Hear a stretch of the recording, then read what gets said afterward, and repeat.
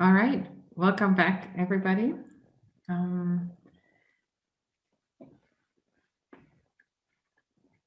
Being a good German citizen, I sort of feel compelled to stay on time, but the truly honorary German citizen in that respect would be Liz, who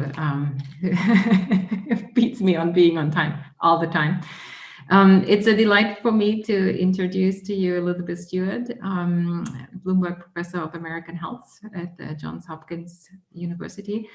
Many of you have seen her just now in the career panel and heard her speak, so I can make the introduction a little shorter than I had planned.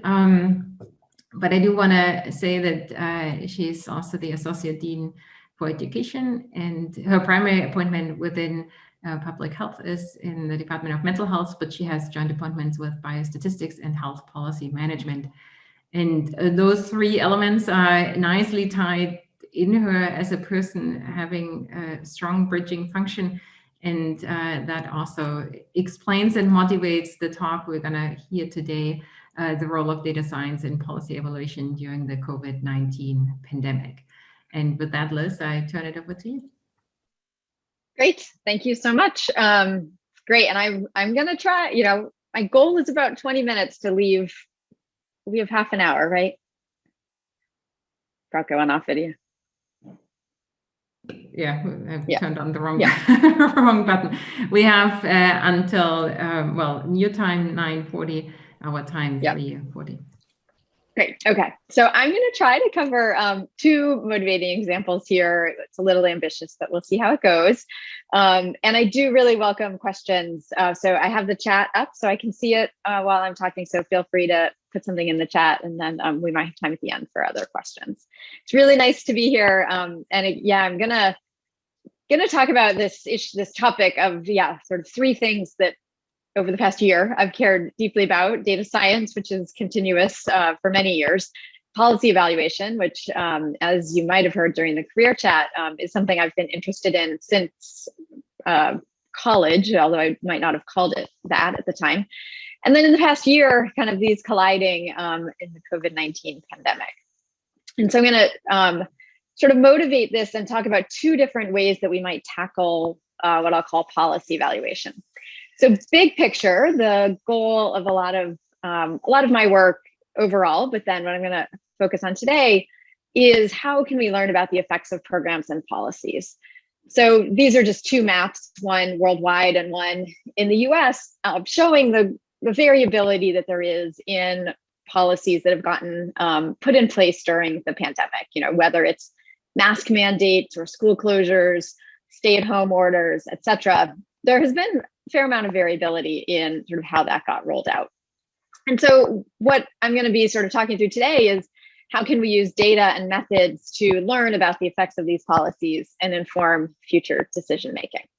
So, it's kind of one of these scenarios where there's some data, not always great data, on the policies, on the outcomes. And so the sort of what do we do with that, though, and how can we make the best use of it? Sorry, I have an interruption. Go ask Dad. Sorry. Okay. I want to take a minute to clarify what I mean by policy evaluation, and this fits within the broad framework of causal inference. So the idea here is that we want to know the causal effects of these policies. We want to be able to compare, like, what would disease transmission rates be if some location has a policy compared to what their disease transmission rates would be if they don't have that policy. So again, maybe difference in infection rates with and without mask mandates. The catch is that we want this on a well-defined population where we could ideally, we can't do this, but ideally be able to see what would happen under both of these conditions. So, what would Washington, D.C.'s transmission be had they implemented a mask mandate? What would Washington, D.C.'s transmission be if they had not implemented a mask mandate? And so what's called the fundamental problem of causal inference is that we can never see all of the data that we want to see. We're only going to get to see one of these potential outcomes for each unit. So DC either does or doesn't at a particular point in time have a mask mandate. So we only get to see one of these potential outcomes. That's like causal inference in 1 minute.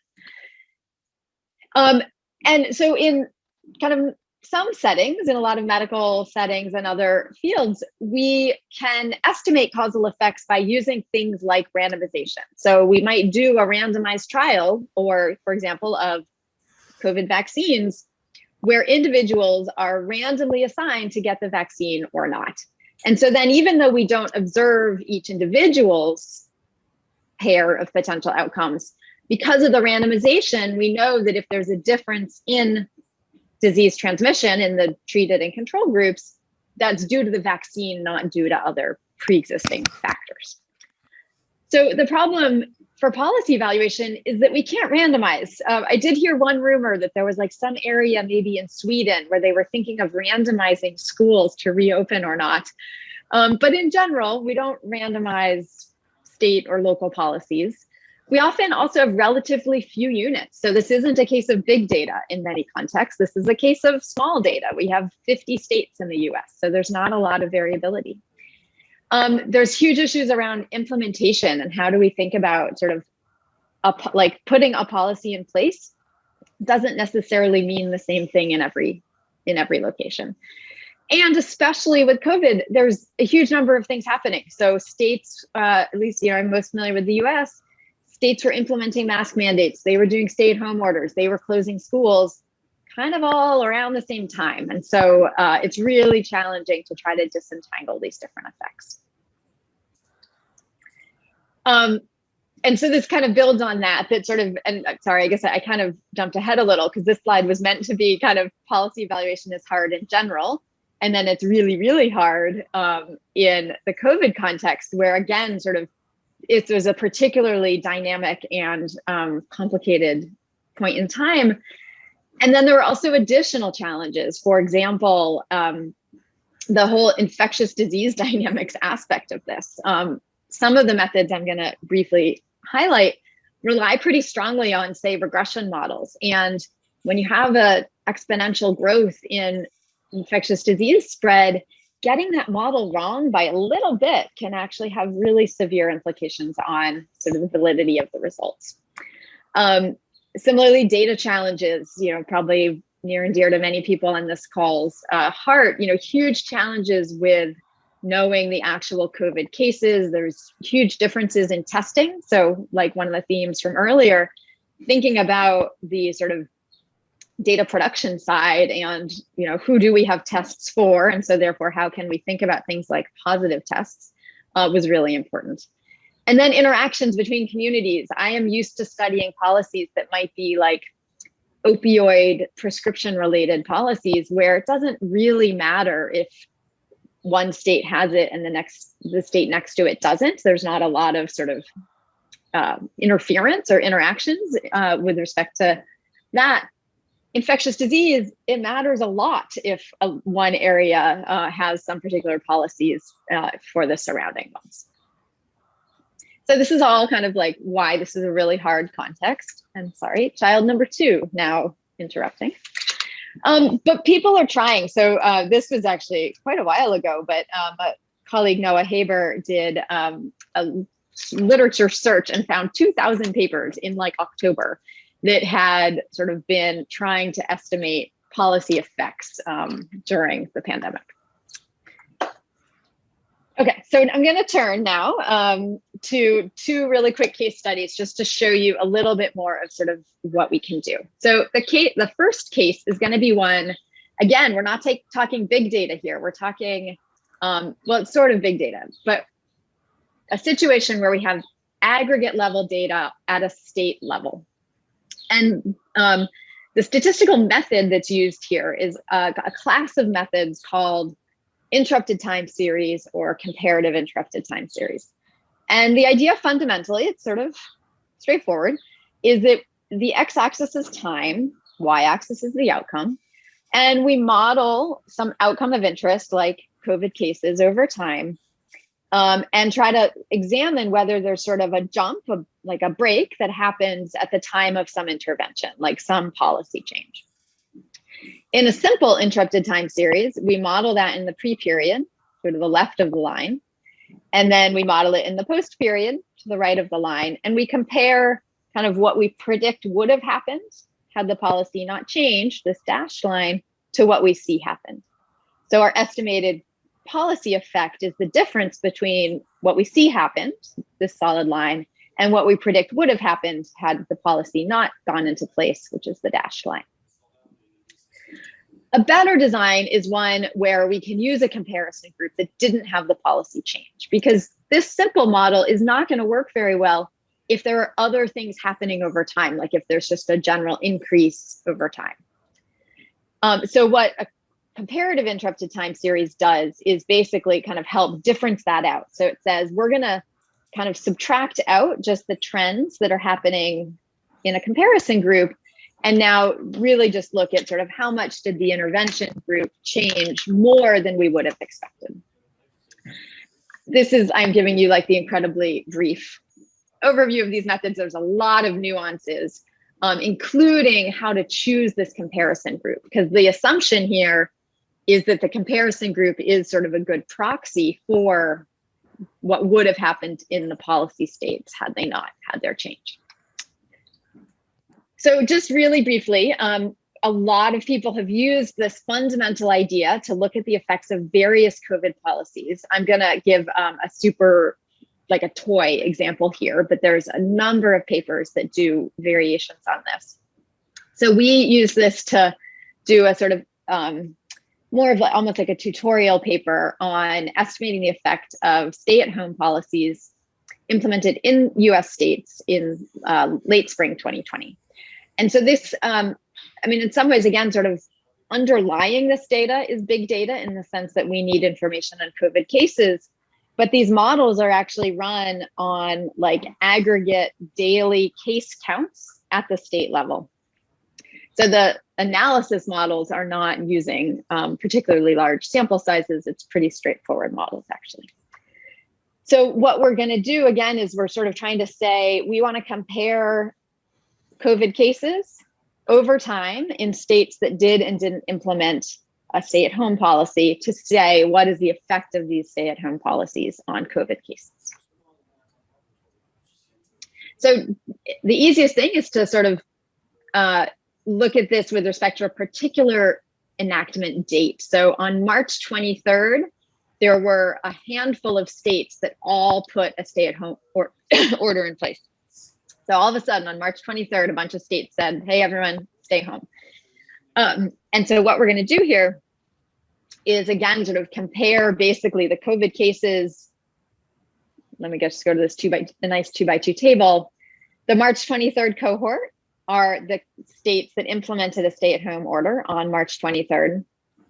The pre is their COVID cases before March 23rd. Post is their log growth rate and daily case counts after. And then we have this never treated cohort. So these are states that never had a stay-at-home order, and we can see their pre and post values. This policy, this like very basic policy evaluation approach, again, basically just says, what is the change over time for our treated states? And that's minus 0.22. And let's compare that change over time with the change over time in the comparison states. And our estimated effect is the difference in those differences. So this is sometimes called a difference in differences approach. So here we sort of see, well, yeah, it looks like COVID cases went down for the stay-at-home order group, but they also went down in the comparison group. And so we're going to attribute sort of only a piece of that decrease to the policy itself.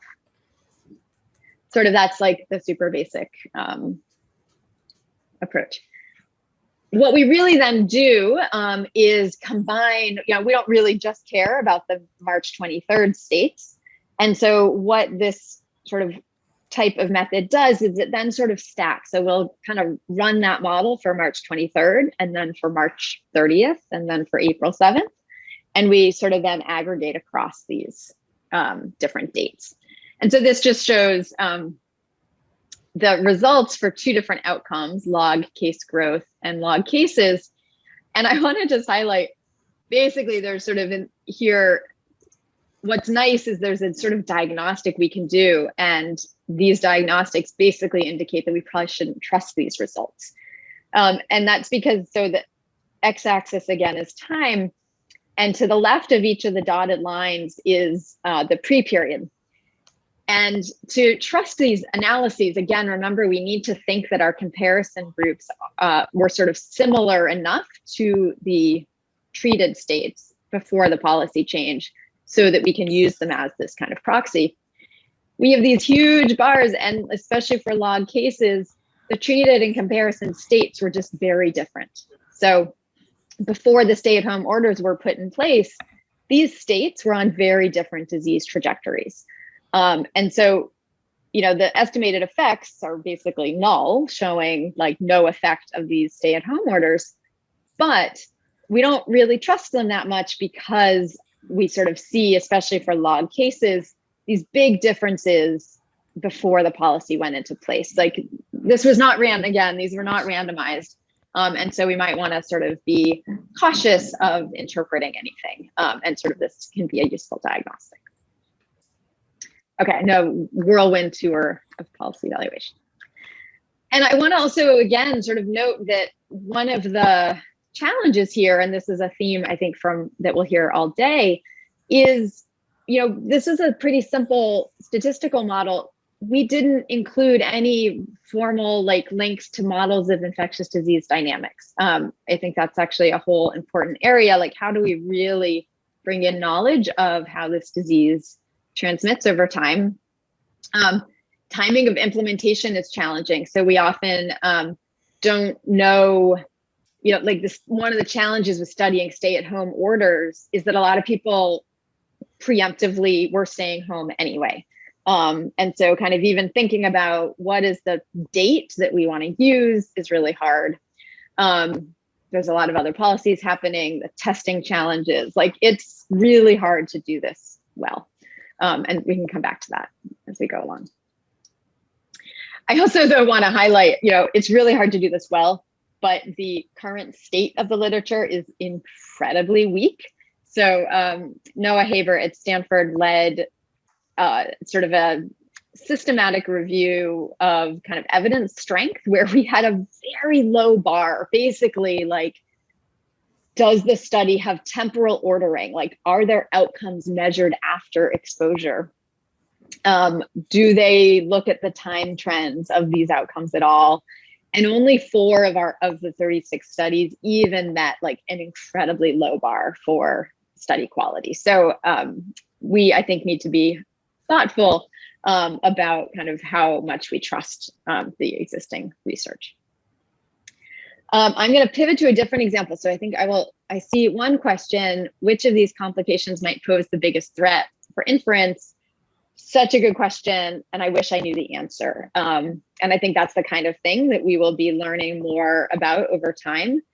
I have a feeling it would be the lots of other policies happening, because sort of not accounting for other, like we don't want to sort of inappropriately attribute changes over time or differences across states to the stay-at-home order, if in fact it was also that, you know, they put a mask mandate in place or something else. And so I think that's probably going to be the biggest problem.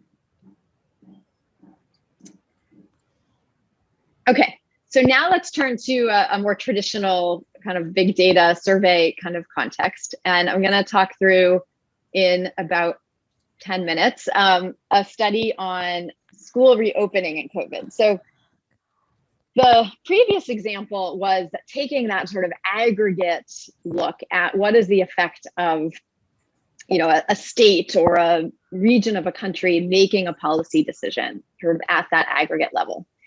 This is going to be an example of trying to disentangle that, but where it's more of an individual or household level sort of situation. So I've had 2 elementary, middle school kids walk through here this morning. So I don't know how much all of you have followed this, but there has been huge debates during the pandemic about school reopening decisions and whether it's safe to have kids back in school. And One of the challenges, though, is there has been quite little empirical data on the actual risk of reopening schools, especially with respect to household members of the families of the kids that were going back to school. So there have been some studies that are more like the first study I talked about, where people have sort of looked at like an area level, what is the relationship between school reopening decisions and like area level COVID cases. What we were able to do here is actually look at individual household schooling behaviors and whether that was associated with increased risk of COVID in the household.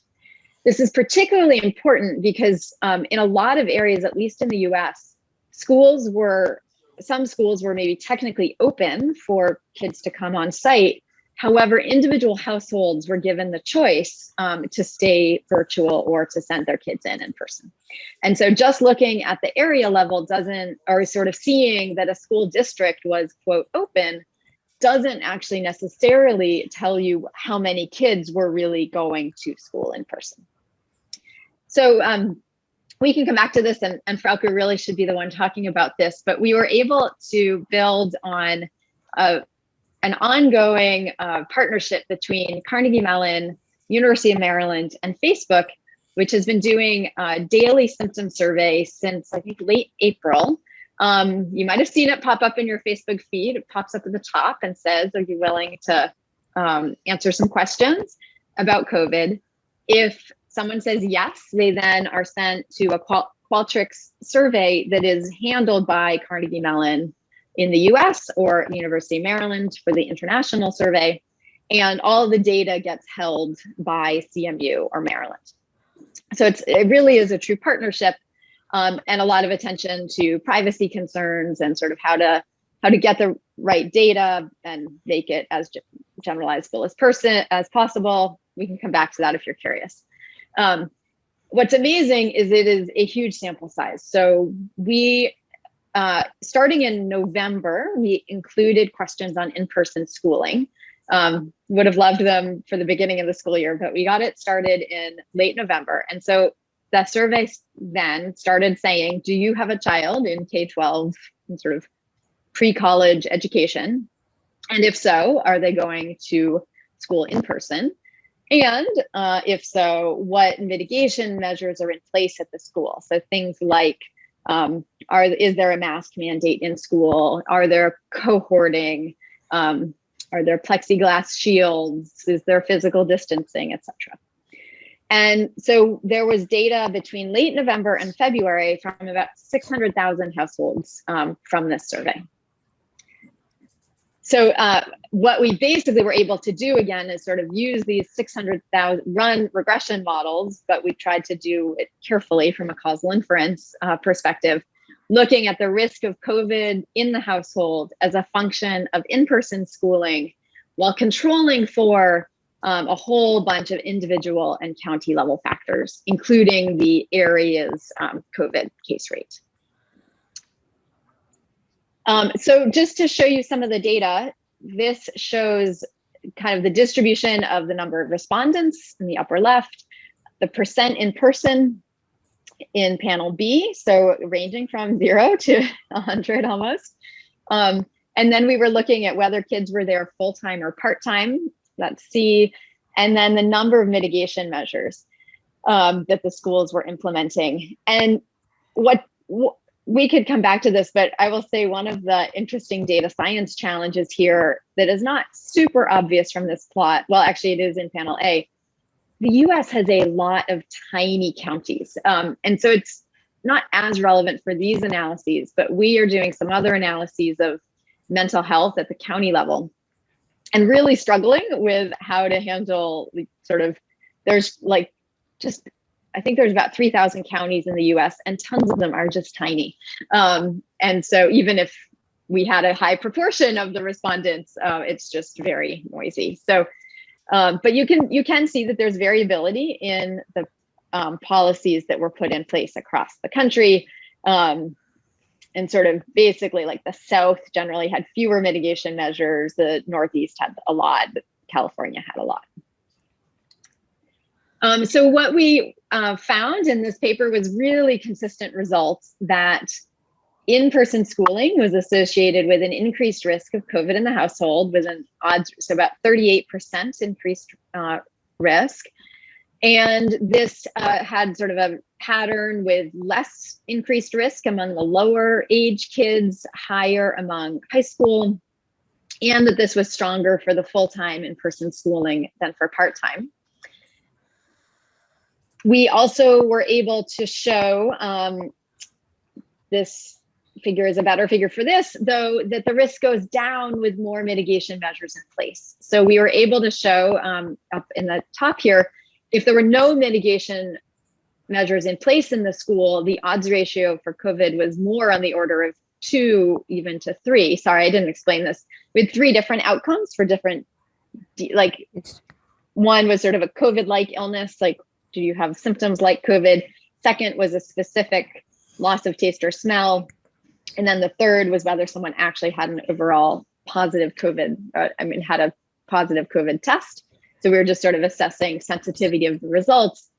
For all of these, we again showed this sort of, and there's another figure in the paper, but sort of a kind of nice dose response sort of relationship, that the more mitigation measures in place at the school, the less risk. So schools that had more than a handful of mitigation measures, actually the risk went down. And we were able to also, this was a little rough, but sort of overall, it seemed like student masking and teacher masking, restricted entry, extra space were among the most common and were the most sort of beneficial. One thing we really want to highlight too, though, is the COVID transmission that might be happening with in-person schooling. It doesn't mean that that transmission is happening in the school building. And there's some evidence, not so much from our work, but from other papers, that it's not so much the school itself that increases risk, but more the changes to behavior.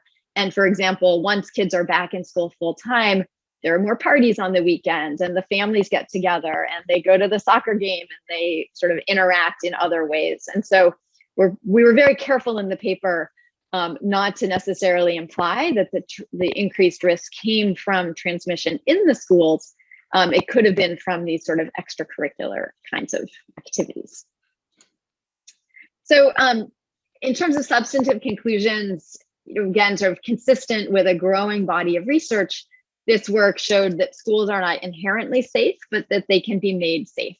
So again, things like teacher masking, closing extracurriculars can really help reduce the risk. And this was consistent with what's known about other indoor activities like healthcare and office work. One of the things I think this paper, I think it's a really nice model of being really thorough. So there are a huge number of sensitivity analyses in the paper and in the supplemental appendix, kind of looking at these different patterns, really trying to sort of understand and not just go, and this is something I sort of teach students overall, especially in non-experimental studies, you can't kind of just do one analysis and assume you're good and done. Each of them is going to have a limitation. And so you want to sort of tell a story and sort of see how all of the data fits together. And then I wanted to just end with a couple minutes on sort of taking a step back of what does this sort of work require? And I think it builds nicely on some of the career panel discussion. So first was sort of just identifying an important question and having the data to answer it. We were able to benefit on this huge collaboration that Frauke and others had set up between CMU, Maryland, and Facebook. But then we also needed the sort of data science skills. So this is a huge survey with complicated skip patterns, survey weights to generalize to the state and country level. If we had just sort of been given this data without really knowing sort of what was happening behind the scenes, we could easily have analyzed it inaccurately. Again, tons of sensitivity analyses, a lot of attention to data visualizations to help convey the main messages clearly. And a great, again, sort of a team. So themes from this morning or early afternoon, experts in data management, statistics, education, and epidemiology. And then I think unique to the COVID situation in particular is time and commitment. This was basically stuff we kind of just did on the side without like formal funding, which is unusual in my soft money world. But when you find a topic that feels timely, just putting in that time. I will leave this up for a second while we have the thing, just has the sites and quotes, and we have a few minutes for questions.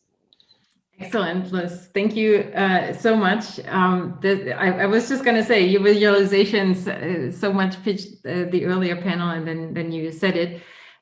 There were two questions posted to me privately. I'm going to post them into the chat anonymously here so that you can see them, but I can also summarize them for you here. And for those of you who need to sign up at 3:40 respectively 9:40 or whatever time zone you're in, we won't be offended, but for anyone else who wants to stay around and still post questions, please do so. Liz, one question that came in, you said early at the beginning that the challenge is that often not the right data are available, and one can't do randomized controlled trials, and there's a lot of methods development going on to fix that. And but there's also more openness on open government, open data movements, and what have you. Not that I want to put this as a horse race, but what do you think is sort of more likely to happen to improve this situation that you did the meta-analysis on having enough data? That was the first question. And the other one was what benefit you see between the marriage of machine learning and causal inference, a pretty hot combination these days. I know in Germany of at least 2 positions posted with that title, hoping for Liz to apply. And but that aside, any thoughts? So feel free to pick one, both, or in which order. I think the second one's easier, so I will start with that. I view machine learning and causal inference as complementary, but I want to be very clear that they have different purposes. And I view them as complementary because what I worry about is if people just throw machine learning tools at data, you can forget these core causal inference issues like missing potential outcomes. Kind of back to the data provenance and sort of what data do we have. In causal inference, you really need to be dealing with this fact that we only get to see half of the potential outcomes, and machine learning can't fix that. So machine learning can really help in terms of flexible models and sort of using the data we have in really good ways. But I don't want people to forget the sort of fundamental causal inference piece, which machine learning can't magically come up with sort of the missing potential outcomes. It can do so, it can help, but it's not sort of a solution to the causal problem. And then I think, yeah, great question. I think the methods, the current state of these policy evaluation studies is so poor that I think that there is huge potential growth there, because it would be actually not that hard to get better. For example, temporal ordering of your policy before your outcomes. That would be a great, easy sort of thing. But that does require longitudinal data. And so that might be where sort of easier access to government longitudinal data that could then be used in this, I think could really help. So that's my sort of quick answer. Excellent, Liz. Thank you so much. There was one question just coming in here. If you have another minute for us, and then we'll let you go and have Claire and Paul the time from you. Were you able to identify the most powerful COVID transmission mitigation strategy?